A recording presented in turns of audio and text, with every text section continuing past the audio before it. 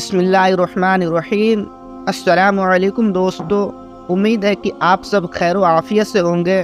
تو دوستو، آج ہم آپ کو اس ویڈیو میں بتانے والے ہیں کہ کن چیزوں کی وجہ سے گھر میں برکت نہیں ہوتی ہے۔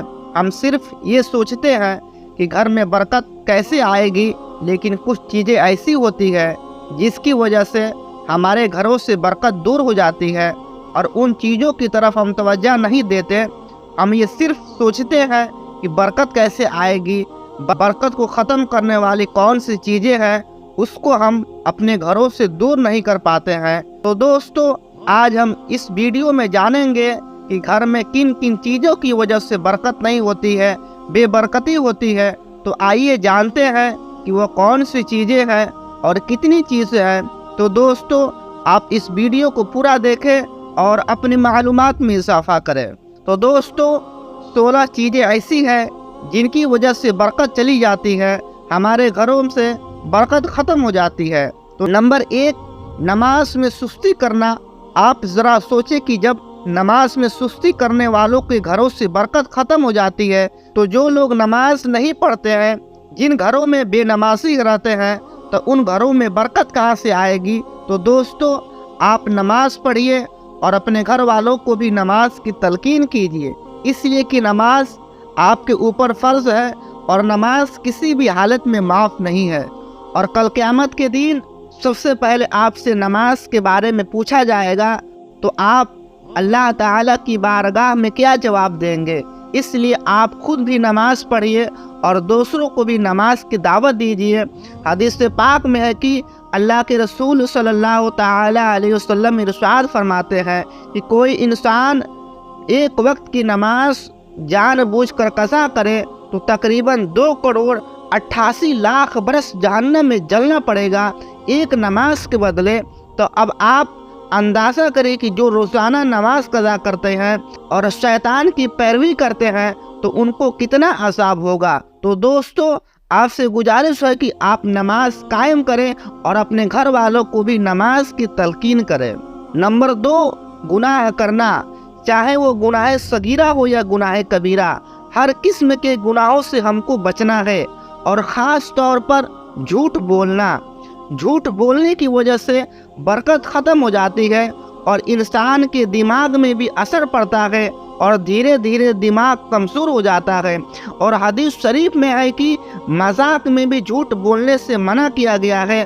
نبی پاک صلی اللہ تعالیٰ علیہ وسلم نے ارشاد فرمایا کہ اگر کوئی انسان لوگوں کو ہنسانے کی وجہ سے جھوٹ بولتا ہے، تو وہ جھوٹ بولنے کی وجہ سے جہنم کی اتنی گہرائی میں گر جاتا ہے جو زمین و آسمان کے فاصلے سے بھی زیادہ ہے۔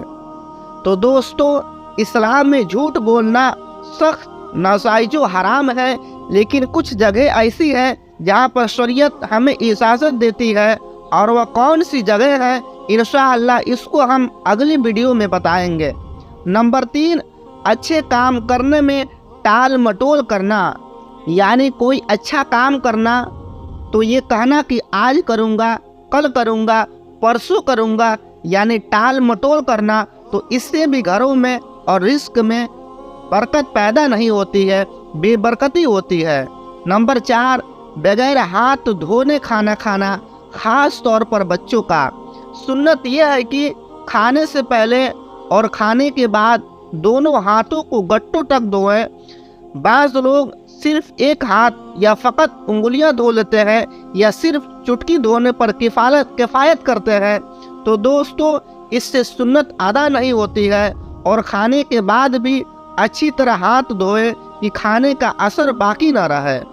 نمبر 5، ماں باپ کے لیے دعائے خیر نہ کرنا۔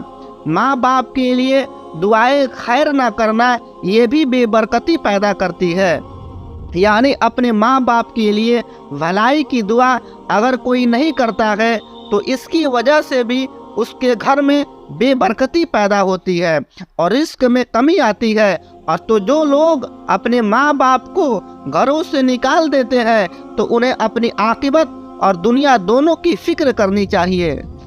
نمبر 6، اندھیرے میں کھانا کھانا۔ اندھیرے میں کھانا کھانے سے بھی گھر میں بے برکتی پیدا ہوتی ہے، اس لیے آپ उजाले में खाना खाया करें, इससे भी क्या है बेबरकती पैदा होती है। नंबर 7, दरवाजे पर बैठकर खाना खाना। देखा जाता है कि ज़्यादातर बच्चे दरवाजे पर बैठकर खाना खाते हैं, तो बच्चों को भी इस चीज़ से रोकना चाहिए। अगर आप दरवाजे पर बैठकर खाना खाते हैं तो इससे भी घरों में बेबरकती पैदा होती है। नंबर 8, बगैर दस्तरखान बिछाए खाना खाना।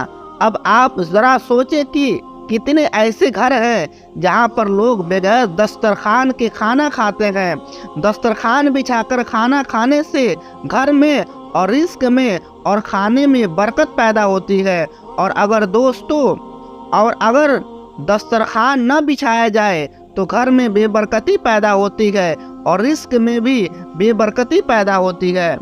नंबर 9, दांतों से रोटी कतरना।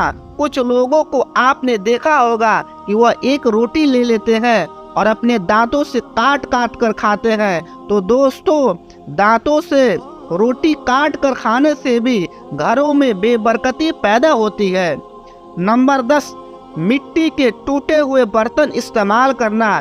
इसके वजह से भी घर में बेबरकती पैदा हो। नंबर 11, जिस बर्तन में खाया उसी में हाथ धोना। ये भी बहुत ज़्यादा लोगों को देखा गया है कि वह जिस बर्तन में खाते हैं उसी में हाथ भी धोते हैं, तो इससे भी घरों में बेबरकती पैदा होती है। नंबर 12, खाने पीने के बर्तन खुले छोड़ देना। खास तौर से रातों में जिन बर्तनों में हम खाते हैं और पीते हैं उन्हें हम खुला छोड़ देते हैं कि उन्हें हम ढक दे या उल्टा करके रख दे, सीधा ना रखें और ना खुला रखें। और अगर आप सीधा रखते हैं तो आप किसी चीज़ से ढक दे, खास तौर से रातों में, इससे भी घर में बेबरकती पैदा होती है। नंबर 13, दस्तरखान पर गिरे हुए खाने के जर्रे उठाने में सुस्ती करना। और ये बहुत अहम मसला है। जब हम दस्तरखान बिछाएं तो हमारा दस्तरखान साफ सुथरा रहना चाहिए, और दस्तरखान पर खाने के दौरान जब जर्रे यानी खाने के दाने गिर जाते हैं तो उन्हें हमें फेंकना नहीं चाहिए, क्योंकि फेंकना ये रिस्क की बेहुरमती है, और रिस्क में बेहुरमती करने की वजह से रिस्क में कमी आती है। तो जो ज़र्रात दस्तरखान पर गिरे उसे उठाकर खा लेना चाहिए। अब यहाँ बताया गया है कि जो उठाने में सुस्ती करता है उसके घर में बेबरकती पैदा होती है, उसके घरों से बरकत ख़त्म हो जाती है और रिस्क में बेबरकती पैदा होती है। और जो उन्हें उठाकर कचरे में डाल दे तो उसके घर में कितनी बेबरकती पैदा होगी।